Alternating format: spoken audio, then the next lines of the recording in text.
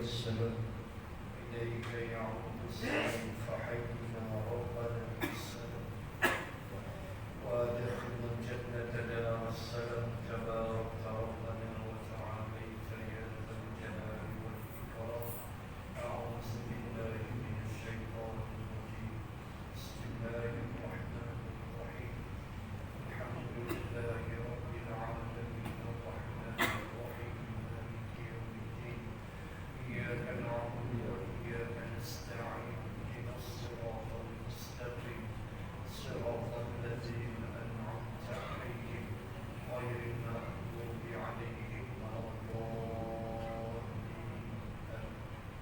وإلهكم إله واحد لا إله إلا هو الرحمن الرحيم الله لا إله إلا هو الحي القيوم لا تأخذه سنة ولا نوم له ما في السماوات وما في الأرض من ذا الذي يشفع عنده إلا بإذنه يعلم ما بين أيديهم وما خلفهم ولا يحيطون بشيء من علمه إلا بما شاء وسع كرسيه السماوات والأرض ولا يؤوده حفظهما وهو العلي العظيم إلهنا يا ربنا سبحان الله سبحان الله سبحان الله سبحان الله سبحان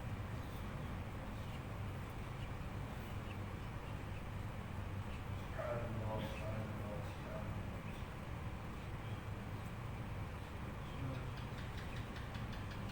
الله سبحان الله سبحان الله سبحان الله سبحان الله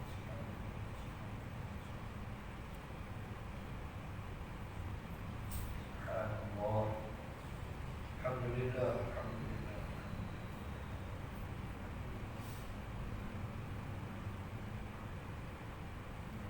الحمد لله الحمد لله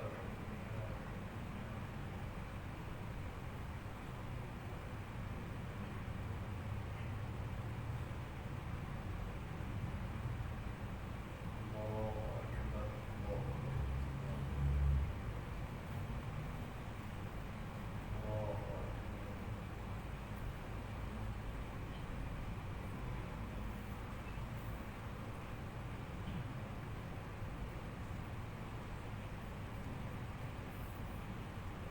الله الله أكبر كبيرا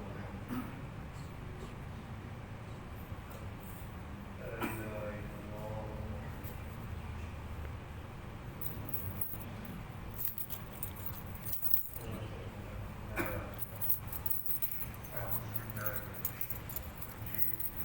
بسم الله الرحمن الرحيم الحمد لله رب العالمين الصلاة والسلام على رسول الله وعلى آله وصحبه أجمعين اللهم اغفر لنا ذنوبنا ولوالدينا وارحمهم كما ربونا صغارا ولجميع المسلمين والمسلمات والمؤمنين والمؤمنات الأحياء منهم والأموات اللهم إنا نسألك موجبات رحمتك وعزائم مغفرتك والسلامة من كل إثم والغنيمة من كل بر والفوز بالجنة والنجاة من النار اللهم انصر الإسلام والمسلمين في كل مكان اللهم اختم لنا بحسن الخاتمة ولا تختم علينا بسوء الخاتمة اللهم إنا نسألك رضاك والجنة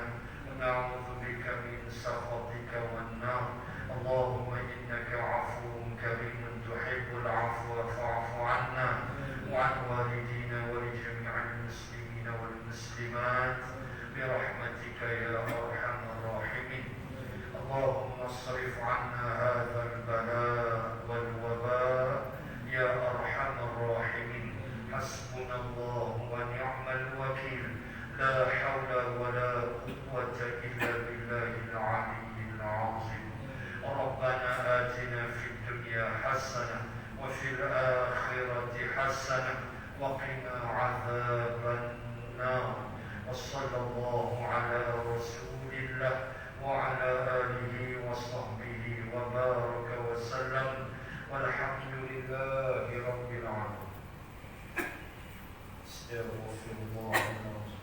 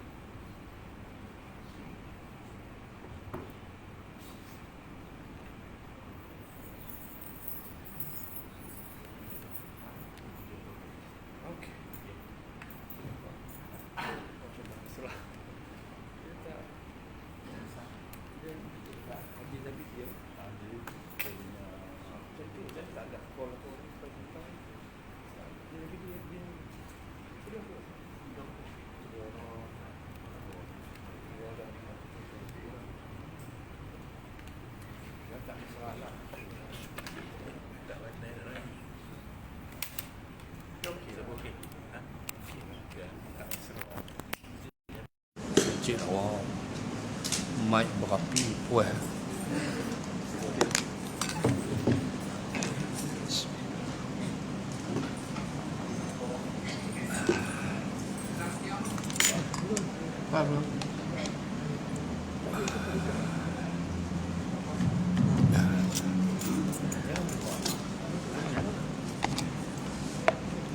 Bismillahirrahmanirrahim. Bismillahirrahmanirrahim.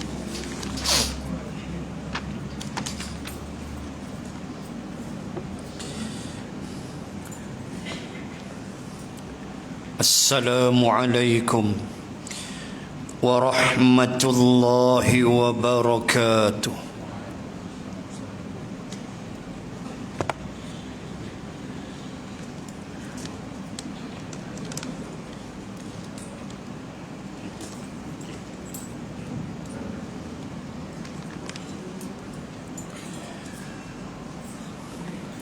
Alhamdulillahi Rabbil Alamin. Wabihi nasta'in ala umuri dunya waddin. Ashhadu an la ilaha illallah wahdah لا شريك له وأشهد أن سيدنا محمدا عبده ورسوله صلاة وسلاما على رسول الله وعلى آله وصحبه أجمعين. سبحانك لا علم لنا إلا ما علمتنا إنك أنت العليم الحكيم. بسم الله ما شاء الله لا حول ولا قوة إلا بالله العلي العظيم. أما بعد. Muslimin dan muslimat rahimakumullah. Sambung muka surat 64. Perkara yang ketiga, perang Bani Nadir dan perang Khandaq, di mana kita telah selesai membicarakan persoalan gerakan Hamra al-Asad, di mana Nabi sallallahu alaihi wasallam telah mengerahkan sahabat yang lukanya agak parah untuk pergi menjejaki ketumbukan Abu Sufyan yang baru saja bergerak meninggalkan Madinah, meninggalkan Jabal Uhud. Dan telah saya sebut sesi yang lalu, itulah perang psikologi yang Rasulullah mainkan untuk mencampakkan kegerunan ke dalam hati Abu Sufyan dan bala tenteranya yang telah berhenti 20 kilometer barat daya Madinah, tempat yang namanya Hamra al-Asad. Mereka berbincang untuk menyerang semula Rasulullah di Madinah, Lalu sehari selepas Uhud, Rasulullah memerintahkan sahabat-sahabat yang hanya luka parah untuk pergi ligan pula mereka. Ini perang psikologi. Termasuk di dalamnya Abu Bakrin radhiyallahu anhu, yang menyebabkan Abu Sufyan bila dapat maklumat ini, Abu Sufyan pun cabut lari, kerana bagi dia kalaulah tentera Nabi yang luka parah pun boleh datang repeat balik, hak tak parah lagilah teruk kita, maka cabutlah mereka pulang ke Makkah.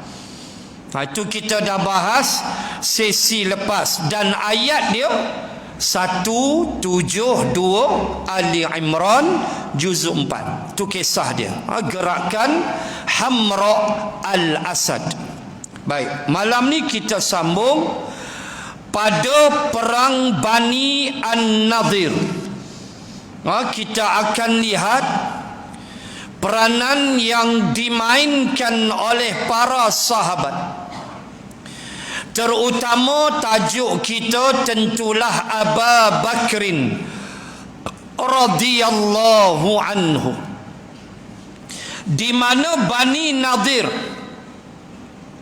adalah satu puak Yahudi yang mendiami Yathrib atau Madinah sebelum hijratul Rasul sallallahu alaihi wasallam.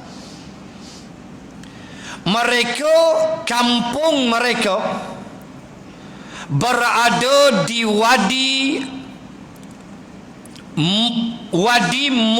Mudzanib, kalau tak silap saya, sebuah wadi lembah yang subur, namanya Wadi Mudzanib, iaitulah 1 kilometer dari Masjid Quba. Situ kampung Bani Nadir, Yahudi Bani Nadir. Kita dah sebut bagaimana mereka menguasai bumi Yathrib sebelum Rasulullah berhijrah.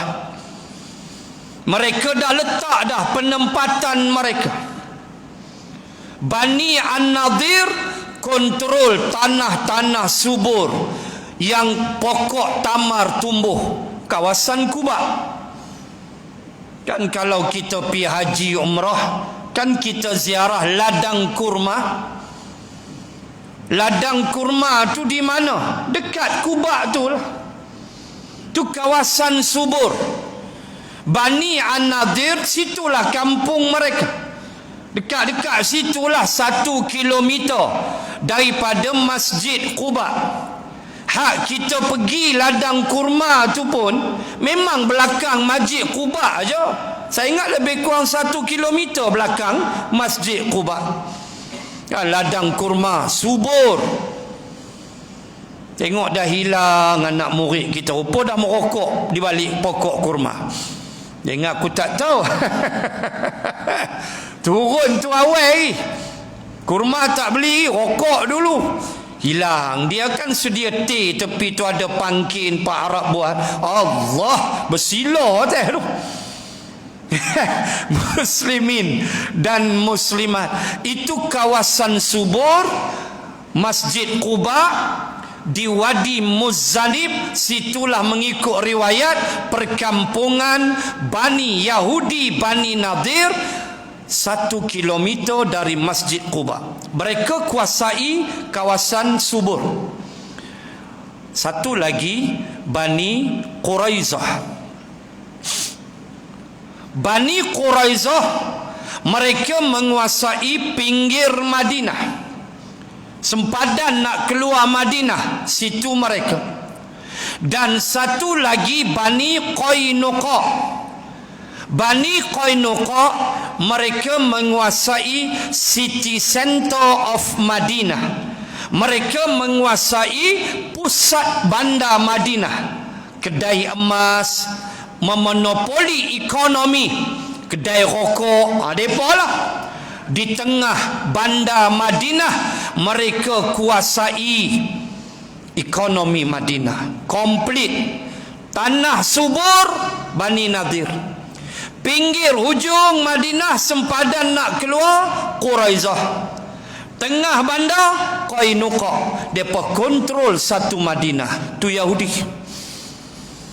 Dan kita nak tengok cerita perang Bani An-Nadir, kebiadaban mereka. Dan kita akan tengok juga kalau sampai rezeki malam ni, peranan munafiqin. Siapa dia puak-puak munafiqin? Kalau mahu kita kaitkan dengan Yahudi Bani An-Nadir. Kalau ada masa nanti saya baca beberapa ayat daripada surah Al-Hasyr pada juzuk 28, surah nombor 59. Nanti kita baca kalau sempat. Kalau sempat. Kalau tak, lepas raya lah. Sebab bulan depan malam pertama Ramadan. Bulan depan hari Senin malam tu malam tarawih pertama. Saya malam insya-Allah kita tazkirah Ramadan. So kitab mungkin lepas raya lah. Kalau sempat saya baca beberapa ayat surah Al-Hasyr dalam kita membicarakan betapa jahatnya munafiqin. Bahasa mudah, bila saya baca nanti ayat tu, saya ingat lepas raya tak dah. Bila baca nanti ayat tu, kesimpulan dia Yahudi pun kena kencing dengan munafik. Tu lah. Kesimpulan hujung, Yahudi hak cerdik tu pun kena kencing dengan munafikin. Maka orang Islam lagi awal dia kencing. Lagi awal lagi. Ini perangai puak-puak munafikin. Sampai masa ayat dia kita baca. Baik. Siapa ada kitab sila rujuk. Rasulullah sallallahu alaihi wasallam pergi menemui Bani An-Nadir untuk meminta bantuan perihal diat dua korban yang tewas yang dilakukan oleh Amru bin Umayyah dari Bani Amir secara tidak sengaja. Baik, kita mulakan dengan membicarakan pada suatu hari baginda Nabi sallallahu alaihi wasallam telah pergi ke perkampungan Bani An-Nadir untuk berbincang, untuk apa yang kita sebut perbincangan tentang hukuman diat. Nanti saya baca ayat. Berhubung dengan suatu kisah pembunuhan dua orang yang telah dibunuh oleh Amru bin Umayyah dari Bani Amir, di mana Amru bin Umayyah telah membunuh dua orang di kalangan Bani An-Nadir yang Amru bin Umayyah tidak tahu bahawa Bani Nadir ada mengadakan hubungan perjanjian dengan Rasulullah bahawa tak boleh bunuh sesuka hati. So Amru bin Umayyah dia tak tahu perjanjian itu berlaku. Lalu dia bunuh, menyebabkan Nabi, walaupun yang dibunuh itu Yahudi Bani Nadir. Kan kita dah baca awal-awal Nabi hijrah, kan ada apa yang dipanggil Mitsaqul Madinah, perjanjian Madinah yang Nabi meterai. Nabi mempertahankan hak Yahudi Madinah bebas mengamalkan ajaran agama mereka. Nabi tak boleh usik mereka, tak boleh suka-suka kacau ganggu. Ada dalam perjanjian. Amru bin Umayyah macam terlupa kot, dia pergi bunuh. Lalu Nabi pergilah ke kampung Yahudi Bani Nadir untuk bincang tentang harga diat. Baik, Islam meletakkan hukum yang cukup indah. Tuan-tuan, kalau kaji Islam, hukum hakam dia, Allahu Akbar, indahnya Islam. Kalau kita nak sembang bab fiqh jinayah, itulah yang kita jumpa hudud, qisas dan ta'zir. Tiga ni tak lari bila kita membicarakan fiqh jinayah, di mana hudud adalah milik Allah mutlak. Tak boleh manusia campur tangan, tak boleh tukar. Hudud Allah punya. Persoalan bila pemerintah nak buat, itu dia jawab dengan Allah. Itu hak pemerintah. Bila dia nak laksana hudud dalam fiqh daulah, itu menjadi hak pemerintah. Dia tak buat, dia jawab dengan Allah.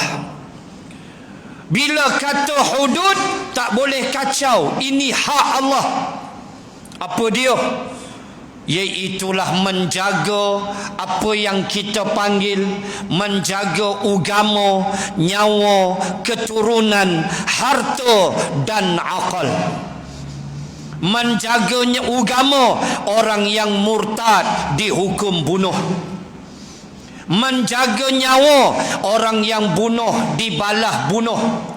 Menjaga keturunan, orang berzina kahwin rejam sampai mati, belum kahwin sebat 100. Dia tak boleh tukar denda apa, tak boleh kalau zina. Kalau khalwat tu masuk ta'zir, tu cerita lain. Yang keempat, menjaga harta, hirabah dan sariqah. Ma makna hirabah? Rompak. Rompakan. Kalau dia rompak, bunuh dan rompak, maka hendaklah dipotong tangan dan kakinya bersilang dan dihukum bunuh. Kerat dulu kaki tangan baru bunuh. Tu merompak. Kalau dia bawa machine gun, dia pergi depan bank, dia acah Pak Gad, dia tak rompak. Dia acah Pak Gad machine gun ori punya, bukan beli pistol air punya. Machine gun betul. Dia acah Pak Gad kencin, pengsan terus. Lepas tu dia lari. Maka dia kalau ditangkap, dibuang daerah setahun. Sebab hang pergi takut mamat ni. Rompak tak buat pun, tapi perbuatan dia salah, ada hukum. Sariqah, mencuri, kerat tangan pun kena belajar barang yang dicuri dan sebagainya. Dan jaga akal. Nombor 5, jaga akal. Agama, nyawa, harta, keturunan dan akal. Menjaga akal disebat peminum arak 80 kali sebat. Allah. Isra dan Mi'raj, Nabi diberi 2 gelas arak dan susu. Waktu tu arak dah haram belum? Belum. Arak haram di Madinah, tapi Nabi tak minum. Seolah-olah Nabi nak bagi isyarat, umat aku akan hancur dengan arak. Don't drink and drive. No. Drink plus drive equal to death. Minum campur mandu, jawapan dia matematik, mampus tu lah. Satu video dia hantar minggu lepas, 3 hari lepas. Dia ampang ke mana? Dia langgak habis dengan gerai-gerai tu sekali. Dia river tu hantam lagi gerai. Mabuk punya pukul. Orang duk rakam viral. Allah, sebab tu kita minta pemerintah dalam bab arak bukan boleh main-main. Orang bukan Islam boleh minum, tapi ada kaedah. Penjualannya, sekatannya mesti ada. Minum tak boleh larang. Ini fiqh yang kita mesti faham. Non-Muslim itu hak dia, tapi kalau dia tinggal lagi bagus. Kita tak boleh larang. Apa yang haram bagi kita, halal bagi dia, lantak ke dia. Cuma kerajaan dengan kuasa mesti mengawal. Tu dia duduk. Babi bagi kita haram, bagi dia halal, lantaklah. Arak kita haram, bagi dia halal, lantak. Boleh. Kelantan dia sekat penjualan. Sejak zaman arwah Tok Guni Aziz hampailah. Bukan tak bagi minum, tapi satu kedai aja jual arak. Dan tak boleh tapau bawa balik, minum situ. Tak larang. Hak orang bukan Islam. Cuma jaga. Jangan sampai gila sangat. Kedai jual kain pun jual arak, kedai tampal tayar basikal pun jual arak. Apa kejadah ya? Mesti faham tu. Sampai bayangkan, tuan-tuan, ada Mak Saleh ni kawan saya, profesor universiti, cerita dengan saya. Dalam lawatan di luar negara apa semua, orang akademik kan macam tu lah. Dia kata dia menyimbang dengan orang-orang Eropah, negeri yang dia pergi. Antara orang Eropah sebut, kalau di Malaysia, kata dia, jangan kamu percaya zebra crossing. Tu orang putih sebut. Tok Saduk harap, dia kata zebra crossing, dia redah situ kan. Sampai kita pula kena suruh dia berhenti. Apa kejadah? Sedangkan zebra crossing, kita bawa kereta, kita mesti berhenti. Malaysia, kita suruh kita cross, kita pula suruh aku tu. Walaupun ada driver yang disiplin, dia berhenti, tapi Mak Saleh kata hanya dengan duk harap. Sungguh tuan-tuan, kalau tuan-tuan duduk barat, tuan-tuan tengok disiplin mereka. Ya Allah, bab zebra crossing ni 500 meter, 400 meter, 300 meter depa siap dah nak berhenti. Kita cross tu aman. Belah ni kita tak apa nak percaya, kita jadi zebra melambung terus. Tu Mak Saleh sebut gitu. Sebab dia tahu, dia kata banyak pemandu mabuk, bahaya. Tu KLIA zebra crossing, banyak aksiden tu. Tara KLIA tu pun. Hei ya Allah ya Tuhan. Itu arak. Makna nak sebut Islam letak hukum jaga akal sebat 80 kali. Itu apa? Dipanggil hudud. Imam Syafi'i tambah nombor 6, liwat. Imam Asy-Syafi'i memasukkan liwat dalam hudud. Dalam mazhab Syafi'i, hudud jadi 6. 3 mazhab jadi 5 sahaja. Baik. Tak boleh ubah?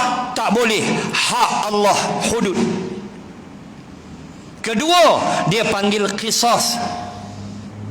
Nanti saya baca ayat. Ambil basic dulu. Qisas, hak bersama Allah dan Rasul. Maaf, Allah dan manusia. Contoh, bunuh mestilah dibalas bunuh. Tetapi manusia boleh maafkan pembunuh, maka dibayar dengan diat. Ini dia. Sekejap lagi kita nak tengok ayat. Orang yang membunuh dengan sengaja hendaklah dibalas bunuh. Itu dia panggil qisas. Baik. Tetapi orang keluarga yang kena bunuh boleh memaafkan si pembunuh dengan meminta bayaran. Nama dia diat. So Nabi, lagi saya baca ayat. Itu nombor 2. Dan nombor 3, dipanggil ta'zir. Ta'zir Allah tak campur. Ta'zir hak mutlak pemerintah, hak mutlak manusia.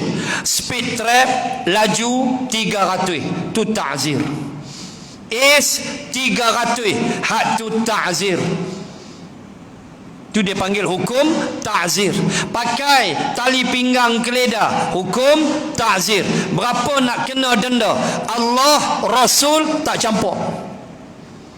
3 ni. Hudud Allah punya, hangpa jangan kacau. Qisas hak bersama Allah dan manusia. 3 hak manusia Allah tak kacau, ta'zir. Itulah 3 hukum dalam jinayah. Baik, balik pada cerita. So Nabi nak bincang tentang bayaran diat. Baik, mana dalil? Kita nak baca 2 ayat. Satu Al-Baqarah, satu Al-Ma'idah. Baik, saya baca dulu Suratul Baqarah ayat 178.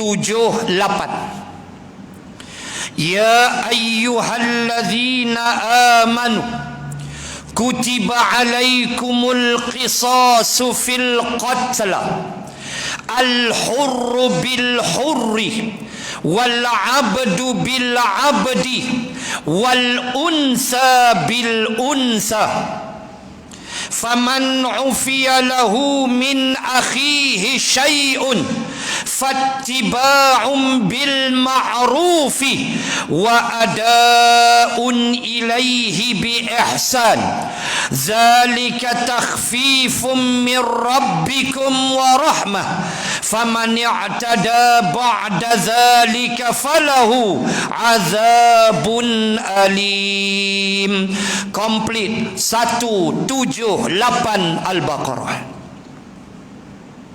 Wahai orang-orang yang beriman, diwajibkan ke atas kamu, kutiba alaikumul qisasu fil qatla, diwajibkan ke atas kamu hukum qisas di dalam pembunuhan. Baik, maksud dia bunuh balas bunuh, yakni bunuh secara sengaja. Dan hakim yang membicarakan kes, dia tahu Mamat ni sengaja ke tidak. Hakim boleh tahu melalui hujah pendakwa raya, melalui saksi-saksi.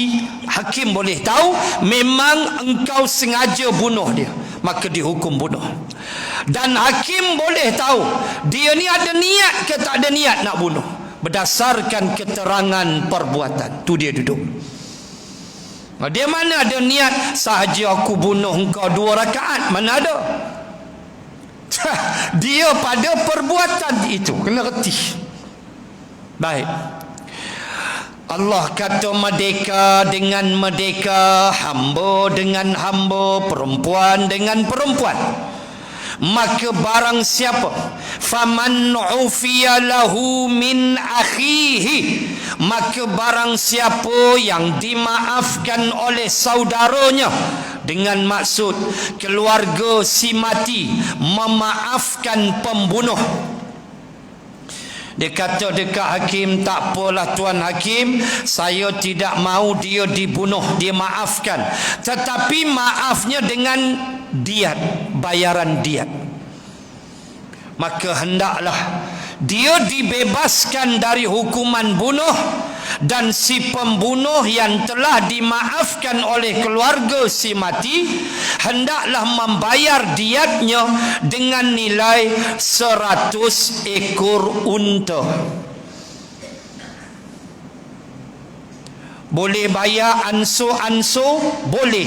Dalam mazhab Asy-Syafi'i boleh 3 tahun, 4 tahun, 5 tahun. Boleh bayar anso-anso, bayaran diat. Boleh. Ini mahkamah putih. Itu dia keindahan hukum Islam. Bayangkan tautan antara pembunuh dengan keluarga si yang kena bunuh. Bayangkan tautan kasih sayang. setelah dimaafkan. Tapi walaupun dia kena bayar, tapi dia selamat, dia boleh hidup lagi. Allah tak rentap lagi nyawa dia. Ni qisas. Maka bayar dengan diat 100 ekor unta. Termasuk di dalam hukuman qisas ini, balas ini bukan kata bunuh, hatta luka. Bukan kata luka, panca indera kita.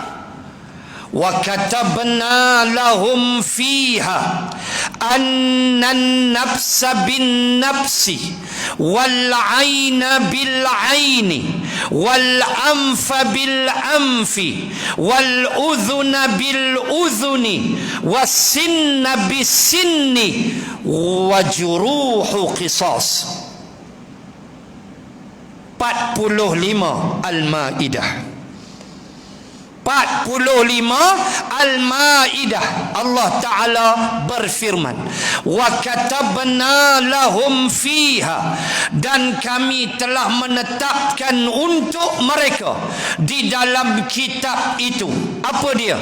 Annan nafsa bin nafs, hendaklah jiwa dibalas dengan jiwa, yakni bunuh balas bunuh. Wal aina bil aini, mata dibalas mata. Mata dibalas mata. Kamu tumbuk mata dia bengkak lebam, maka di hadapan hakim, hakim akan putuskan kamu tumbuk pula mata dia. Belah mana? Belah kanan hak lebam tu, blue black tu. Hakim dah bicara, memang Mamat ni salah. Hakim kata sekarang engkau tumbuk dia. Lalu dia kata, Tok Hakim, saya terima kasih pada hakim kerana benarkan saya tumbuk dia, tetapi saya tidak mau menumbuknya. Saya nak bayaran diat. Boleh? Kamu nak bayar duit? Ya, Tok Hakim. Hakim pun buka kitab, berapa nilai sebelah mata kanan. Ni hukum Islam. Bukan boleh ceroboh-ceroboh orang suka hati. Hakim pun tengok sebelah mata kanan, mata tanpa lebam, lain harga. Mata lebam, semua ada. Mata koyak, semua ada. Hakim akan tengok. Hakim tengok dia mata lebam, hakim pun tengok mata lebam, bayaran dia RM10.8. Contoh, hakim kata dia RM10.8. Mamat ni jawab, danghil tak lepas. Jadi sokok kan, danghil RM17 lebih, RM18 lah. Tak mau Tuan Hakim, tak lepas. Tak mau nak tumbuk dia, tumbuk. Balun. Tu keadilan Islam. Lebam mata aku, lebam mata hang. Tanda hang minta duit. Allah sebut lagi, wal anfa bil anfi, hidung dengan hidung. Hang tumbuk dia, patah hidung dia. Hidung kawan tu boleh sangkut payung, tibai-tibai jadi paku payung. Kembang tu koi. Kan? Depa kata apa, penyangkut baju, kembang tu koi. Jadi penyangkut baju hidung kawan tu. Asal tu boleh sangkut payung punya mancung, mai-mai kena balon jadi penyangkut baju hanger.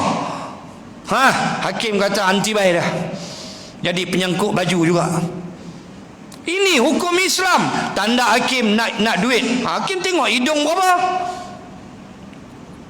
Apa lagi Allah kata? Wal udhuna bil udhun, telinga. Telinga rebeh separuh. Hang rebeh telinga dia separuh. Depan hakim, bukan bawah pokok. Panggil geng pula. Geng pula mai, tibai hilang terus telinga. Wahai telinga hang rebeh ya. Hang rebeh telinga dia depan hakim. Inilah Islam punya adil. Ada lagi? Ada, Allah sebut wasinna bisin, gigi balas dengan gigi. Tibai gigi dia patah 2 batang. Balon 2 batang. Jangan 3, 2. Ejah elok-elok. Kawan tu punya ejah siap bagi power lagi. Bagi, kata hakim. Bagi, tibai-tibai 4 batang. Dah berhutang 2. Hakim kata hang terlebih 2. Mamat, hang bagi dia 2 batang dia. Mampu. Ini ejah elok-elok. Inilah keadilan Islam. Wasinna bisin. Lalu Allah kata, wal juruhu qisas. Dan luka pun berbalas jua. Juruh. Baik, itu digelar Abu Ubaidah Amir Al-Jarrah. Juruh, jarrah. Al-Maidah 45, Allah sebut wal juruhu qisas, dan luka berbalah jua. Belah mana luka? Luka balik. Daripada kalimah juruh, tuan-tuan kenal sahabat Abu Ubaidah Amir Al-Jarrah. Kalau translate bahasa Melayu, Abu Ubaidah Amir yang luka. Pasal mengikut riwayat, badan dia semua parut. Tangan parut, muka parut. Ya Allah, ya Tuhan, punya berjuang di jalan Allah. Abu Ubaidah Amir Al-Jarrah, 10 sahabat Nabi yang dijamin syurga. Ya Allah, ya Tuhan. Itu jurah. Jurah makna luka. Luka berbalas jua. Itu hukum Allah. Ayat 45 Al-Maidah dan 178 Al-Baqarah. Cuma 178 ada hukum bayaran diat. Baik, sambung. Nabi sallallahu alaihi wasallam pergilah ke kampung Bani Nadir nak bincang tentang pembunuhan yang dilakukan oleh Amr bin Umayyah dari Bani Amir secara tak sengaja. Mamat ni pun tak sengaja. Baik. Kerana Amr bin Umayyah tidak mengetahui adanya perjanjian yang terikat antara Bani Amir dengan Nabi sallallahu alaihi wasallam, dan ada pula perjanjian antara Bani Nadir dengan Bani Amir. Hak si Amru ni dia tak tahu bahawa ada perjanjian antara Nabi, Bani Amir juga Bani Nadir. Kawan ni sudah rembat Bani Nadir, dia tak tahu. Bila dah bunuh, Yahudi marah, maka Nabi nak pergi bincang untuk bayaran diat. Nak tengok ya peranan Abu Bakrin dan sahabat yang lain. Baik.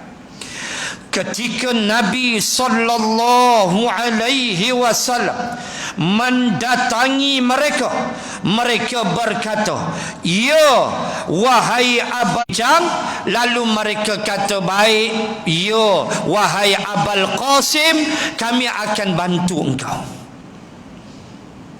Sebab itu saya pernah sebut, majoriti orang Yahudi panggil Nabi Abul Qasim. Bapaknya si Qasim, kerana anak sulung lelaki Nabi namanya Qasim. Anak Nabi 7, 4 perempuan, 3 lelaki. Qasim, Abdullah, dua-dua daripada Sayyidatina Khadijah radhiyallahu anha, dan yang kecil sekali Ibrahim daripada Maryah Al-Qibtiyah, rakyat Mesir, orang Mesir yang dihadiahkan oleh Raja Mauqukis kepada Nabi sebagai jariah, pembantu, bukan isteri, jariah.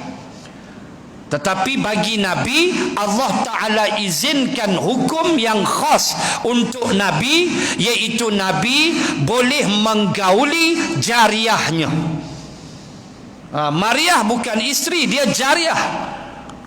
Yang Nabi boleh gauli dia. Itu usuk, itu hukum hak untuk Nabi sahaja.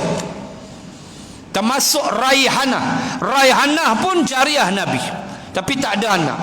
Dengan Maryah dapat anak, namanya Ibrahim, tapi meninggal umur 18 bulan, setahun setengah. Makam di Baqi'. Kita masuk pintu Baqi' tu, depan tu semua keluarga Nabi, isteri Nabi, anak Nabi, semua situ. Qasim meninggal kecil, Abdullah meninggal kecil, Ibrahim pun meninggal kecil.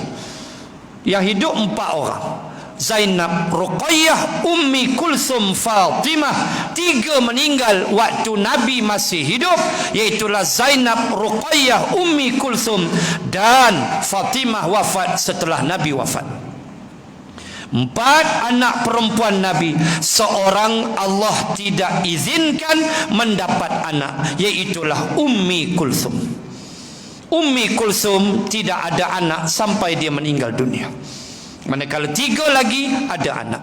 Baik, muslimin musliman,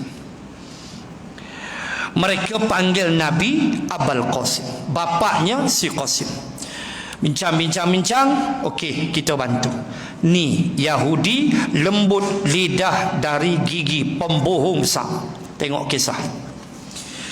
Kemudian mereka berpisah antara satu sama lain. Mereka berkata, kamu tidak akan mendapatkan orang ini, yakni Nabi, pada posisi seperti itu. Makna apa? Bila mereka bincang dengan Nabi, mereka berpisah sekejap, Nabi pun semacam beredar sekejap.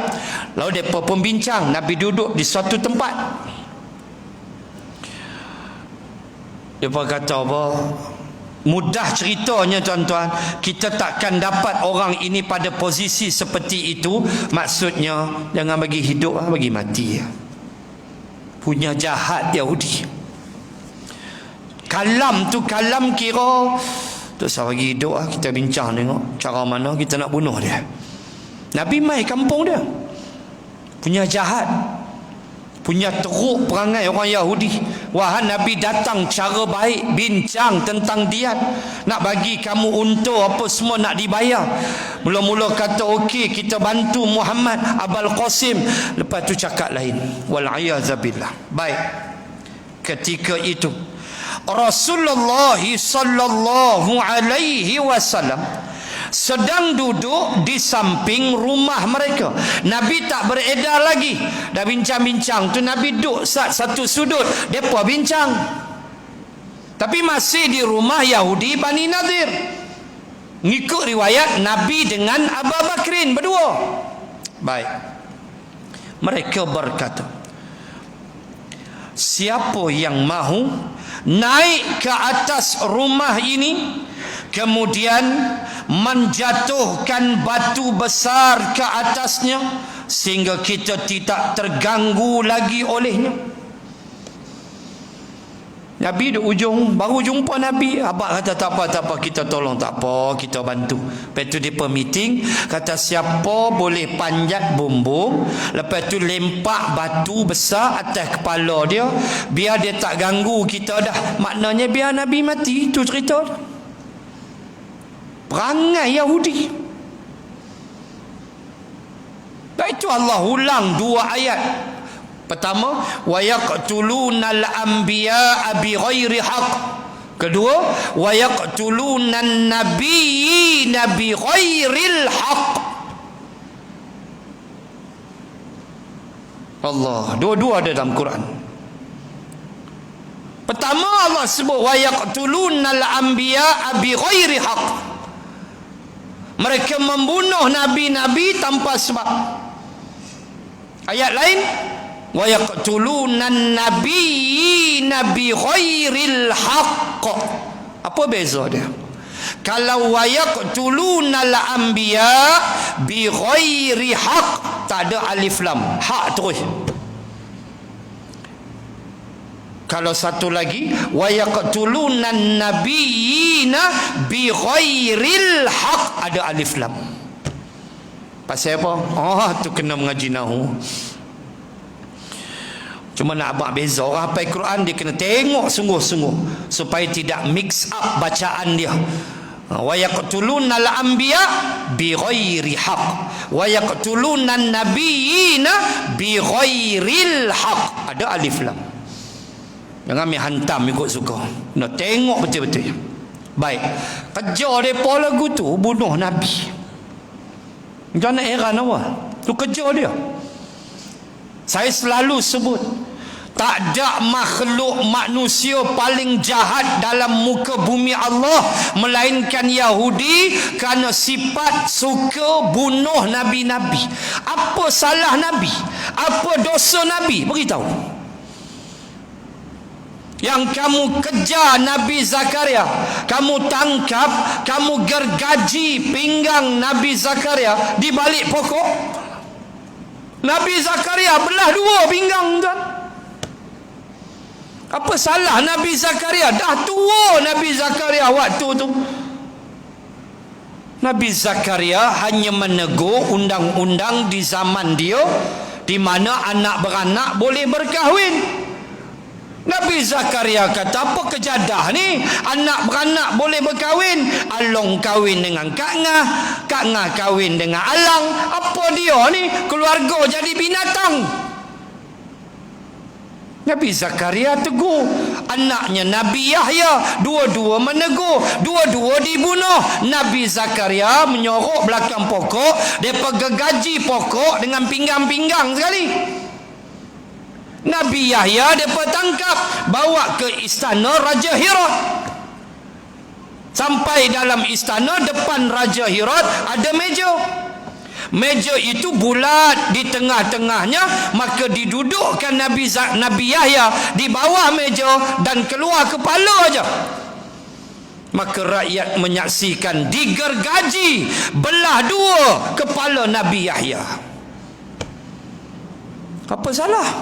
Hanya menegur kemungkaran. Tu Yahudi. Apa yang mereka tak buat? Nabi Isa hampir Allah angkat Nabi Isa ke langit. Mereka buru Nabi Isa kerana Nabi Isa menegur kejahatan mereka. Tuan-tuan, muslimin muslimat, itulah bangsa yang paling kuat lawan orang beriman. Allah declare Yahudi. Mana dalil? 82 Al-Maidah. Latajidanna asyaddan nasi adawatan lilladzina amanul yahuda walladzina asyraku. Allah declare 82 Al-Maidah. Kata Allah, kamu akan mendapati golongan manusia yang paling kuat memusuhi orang beriman ialah Al-Yahuda, Yahudi. Ni bulan Ramadan nak main ni. Ni dah boleh Syaban. Kita risau apa? Tu umat Islam Palestin. Tiap kali masuk Ramadan kena. Depa peduli apa? Nabi depa bunuh. Depa peduli apa? Apabila Donald Trump sebagai Presiden Amerika pada waktu itu mengisytiharkan Jerusalem sebagai ibu negara Baitul Maqdis, walaupun PBB membantah, tu saduk percayalah dengan PBB pembohong, sebab mereka pun Yahudi juga. Itu berlakon ya. Isytihar suka hati dia. Walhal mereka lah bangsa yang dibangsatkan. Mereka adalah bangsa yang dilaknat oleh Allah. 70 Masihi, tahun 70 Masihi, Raja Babylon telah menghancurkan mereka Baitul Maqdis. Raja Babylon, Raja Nebukadnezar yang membina taman tergantung Babylon, dialah yang telah menyerang Baitul Maqdis dan menghancurkan Yahudi. Lalu Yahudi berterabur. Mereka berterabur, tak tahu punca, hilang. Lalu melalui seorang Inggeris laknatullah namanya Balfour, akhirnya termeterailah dengan izin PBB satu perjanjian namanya perjanjian Balfour. Nama si kapi laknat orang Inggeris ini, orang England ini. Perjanjian Balfour 1948 memberi hak otonomi kepada orang-orang Yahudi untuk mengambil bumi Palestin. Sampailah Mereka berhimpun semula di bumi Palestin. Mereka kuasai Masjidil Aqsa. Mereka korek, mereka gali di bawah Masjidil Aqsa. Kononnya kami mahu mencari the City of David dan Temple of Solomon. Kami mahu mencari bandar Nabi Daud dan kuil Haikal Sulaiman. Apa yang mereka tak buat? Masuk dengan kasut mereka dalam Masjidil Aqsa, orang tengah semayang, ganggu habis umat Islam ni nak masuk Ramadan ni, risau kita. Tuan-tuan, muslimin muslimat, inilah musuh. Saya pernah sebut dalam kuliah saya bagaimana Perdana Menteri Israel, antara nama dia Golda Meir. Saya pernah sebut, saya baca tulisan dia. Golda Meir kata, aku telah duduk di meja tulis selama 17 jam tanpa henti. Aku hanya berhenti qada hajat, pergi toilet. Aku tak tidur 17 jam. Semata-mata aku merangka, menulis, merancang, buat kertas kerja untuk menubuhkan The Greater Israel atau Israel Raya. Sebuah negara yang kami impi-impikan, bermula dari Iraq sampai Madinah. Sikit-sikit Iraq hancur dah. Hancur dah. Iraq dah habis dah. Mereka letak proksi mereka. Mereka bunuh Saddam Hussein. Mereka korek bawa pelari minyak. Mereka lantik bekas naib Presiden Amerika Mr. Dick Cheney untuk menguruskan minyak di Iraq. Yang jadi Perdana Menteri kapal, semua proksi mereka. Ketika saya ada sekali musim haji, di khemah saya di Mina, seorang engineer Petronas cari gali minyak, beritahu, dia kata, Ustaz, Iraq bumi yang paling subur, minyak grade A minyak Iraq. Dia kata, mudah cerita Ustaz, senangnya nak dapat minyak di Iraq. Kalau Ustaz pergi ke kampung-kampung, wallahi ni dia cerita dekat saya. Saya tak ubah apa cerita pun. Dia kata, kalau Ustaz pergi ke kampung-kampung pendalaman nak cari minyak, Ustaz ambil ranting kayu, cucuk lagi keluar minyak. Punya mewah bumi Iraq. Itu yang dia ganyang habis. Dia nak benda tu. Ni jahatnya Yahudi, kepala di Amerika. Ni semua diceritakan pada kita. Hancur Iraq. Lepas tu dia bawa tu bumi Syam, hancur Syria. Syria lingkup dah. Perang tak habis. Sampai mana? Sampai Madinah. Karena kata mereka, bumi Madinah, bumi datuk nenek moyang kami. Di situlah Quraizah, Nadir dan Qainuqa, kata mereka. Kami mesti ambil Madinah. Ramai tengok. Ramailah. Kau nak kena penampak dengan malaikat, ramai. Sebab Nabi habaq dah, setiap inci bumi Madinah dikawal oleh para malaikat. Mencari pasal. Tidak ada lorong-lorong di Madinah melainkan malaikat menjaganya, kata Nabi. Tapi itulah cita-cita mereka, kejahatan mereka. Mereka lah pelopor kejahatan dunia. Tuan-tuan bacalah buku tentang kejahatan mereka. Tuan-tuan jumpa nama Rothschild, tuan-tuan jumpa nama Rockefeller, tuan-tuan jumpa nama Adam Smith, tuan-tuan jumpa Machiavelli. Semua ini pelingkup dunia, terutama Rothschild.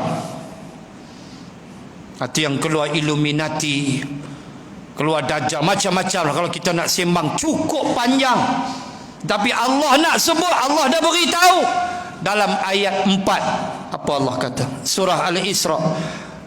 Wa qadayna ila bani Israila fil kitab la tufsidunna fil ardi marrataini wa la ta'lunna 'uluwan kabira.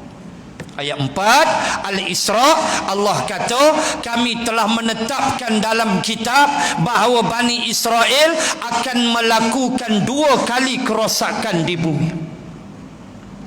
Marrataini wala ta'lunna 'uluwan kabira, dan mereka akan berlagak sombong sesombong-sombongnya.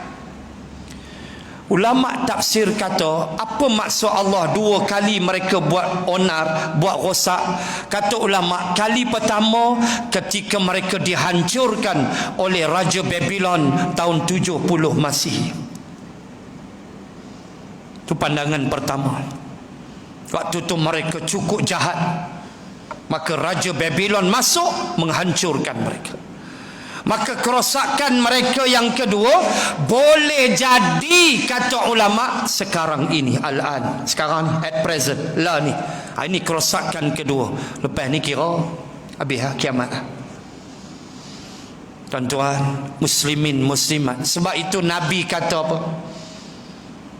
La taqubus sa'ah hatta yuqatilal muslimun al-yahud. Sampai habis hadis. Nabi kata kiamat takkan berlaku sehinggalah Islam dan Yahudi berperang. Tunggulah. Ulama kata boleh jadi marratain, yang kedua itu 2 kali, yang kedua itu boleh jadi sekarang ini, sebab teruk sangat dah kerosakan dia. Dan cita-cita tu mereka dah ada. Hancurkan dunia, kuasai dunia, termasuk idaman mereka bumi Madinah. Tuan-tuan, muslimin muslimat, inilah bangsa dia. Cukup jahat. Bercita-cita nak bunuh Nabi. Bani An-Nadir sembang nak ambil batu. Nabi tengah duduk berehat, baru lepas bincang, siapa yang sanggup naik atas bumbung lempak batu atas Rasulullah. Sambung sikit. Maka berdirilah Amru bin Jahashi bin Ka'ab dan berkata, saya mahu melakukannya. Maka dia pun naik ke atas rumah untuk menjatuhkan batu besar kepada Nabi sallallahu alaihi wasallam. Seorang Yahudi, iaitulah Amru bin Jahsh. Dia kata, aku sanggup. Apa salah Nabi ni? Nabi bincang nak bayar diat ke apa? Bukan Nabi halau apa. Nanti kita tengoklah surah Al-Hasyr. Lepas raya Allah tak sempat. Apa salah Nabi? Punya baiknya Rasulullah, akhlaknya, tak saya cakap. Dah tiba-tiba kamu komplot nak bunuh Nabi. La ilaha illallah. Saya sebut dah, itulah perangai mereka. Kejahatan mereka. Mereka tak peduli apa saja yang mereka boleh buat. Dan pusat Yahudi dunia ni cukup banyaklah. Di mana-mana sahaja, di negara mana sekalipun, mereka amat membenci agama Allah subhanahu wa ta'ala. Walaupun ada orang-orang Yahudi yang menerima Islam, tapi tidak ramai. Yang banyaknya lah penentang agama Allah subhanahu wa ta'ala, walaupun mereka tahu benarnya Nabi Muhammad sallallahu alaihi wasallam. Bismillah dah. Muslimin dan muslimat, tanda di situ kita sambung perenggan yang akhir. Ketika itu Rasulullah bersama beberapa orang sahabat. Sambung di situ selepas Aidul Fitri, insya-Allah. Sebulan depan saya jumpa tuan-tuan. Kalau panjang usia kita jumpa malam pertama Ramadan. Tunggu SOP daripada Majlis Agama Islam Kedah. SOP akan keluar tentang tarawih apa semua ni akan keluar. Di Perak, saya ada satu slot di Perak, di Masjid Telekom Taiping, tazkirah 4 hari bulan 5. Perak, SOP dia tazkirah sebelum iftar. SOP dia keluar dah sebelum iftar. Itu Perak. So iftar 7.30, 6.45 ceramah. Semangatlah waktu tu nak makan. Bagus itu, semangat tu. Waktu tu dah bau nasi minyak. Kira penceramah dengan dengar ceramah memang semangat. Sebab lagi boleh balon rokok. Mampu. Di Selangor pun saya tengok dah SOP Selangor. Selangor tazkirah dia lepas tarawih. Lepas tarawih dia tulis itu saya baca dalam 20 minit. Biasalah 20 lajak sikit lah. Lepas tarawih kita tunggu SOP daripada majlis agama kita. Itu negeri-negeri punya hak. Bila nak tazkirah, bila tu hak negeri, insyaAllah. So kita jumpa bulan hadapan hari Senin 11 hari bulan 12 hari bulan, maaf 12 hari bulan. Malam tu malam 1 Ramadan. So tak ada kitab lah, kita tazkirah selepas tengok kita punya SOP tengok SOP kita datang insya-Allah untuk kita tarawih dan sedikit peringatan tentang Ramadan yang bakal kita lalui nanti. Allah, doalah moga panjang umur, sebab kata ulama ruginya orang yang mati sebelum Ramadan. Rugi. Bukan ulama petikai hak Allah nak ambil nyawa, tak, tapi dia rugilah sebab dia tak dapat peluang tu habis dah. Tak ada dah. So bila Allah panjangkan umur, jumpa Ramadan, ya Allah syukurnya kita kerana sebulan tu kita boleh pulun sebanyak mungkin offer yang Allah beri kepada kita. Semoga Allah panjangkan usia. Amin ya rabbal alamin. Bismillahirrahmanirrahim. Alhamdulillahi rabbil alamin. Assalatu wassalamu ala rasulillah wa ala alihi wa sahbihi ajma'in. Allahumma zidna ilman warzuqna fahman. Allahumma rzuqna fahman nabiyyin wa hifzal mursalin. Allahumma ballighna Ramadan. Wa sallallahu ala rasulillah walhamdulillahi rabbil alamin.